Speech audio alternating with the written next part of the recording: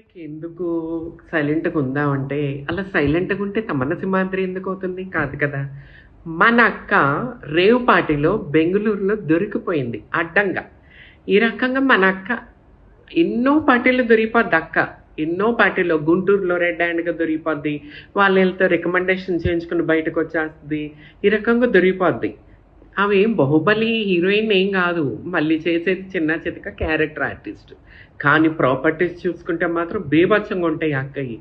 So, Bengaluru rare పార్టీలో దొరికిపోయాక అక్క ఒక వీడియో పోస్ట్ చేసిందండి. నేను బెంగుళూరులో లేను, హైదరాబాద్‌లో అంటే హైదరాబాద్ మరి ఇల్లు చూపించచ్చుగా. చెట్ల దగ్గర నుంచుని, చెట్టు దగ్గర నుంచుని ఒక వీడియో పెట్టేసింది. ఎవరి చెవుల్లో పూలు పెడతారండి అసల? అసలు వీళ్ళకి ఇన్ని ఆస్తులు ఎక్కడి నుంచి వస్తున్నాయి? చేసేదేమో హీరోయిన్‌లు గాదు, ఏమీ కాదు. సినిమాలో ఏదో క్యారెక్టర్ ఆర్టిస్టు. ఇన్ని ప్రాపర్టీస్ ఎక్కడి నుంచి వస్తున్నాయి? ఇప్పుడు కాపోయినా ఎప్పటికైనా ఈ అక్కను మాత్రం నేను వదలను. ఆ! టైం కోసం ఎదురు చూస్తున్నా. అక్క ఎన్నో చోట్ల దొరికిపోద్ది. అక్క చేసేదే ఈ పనులు.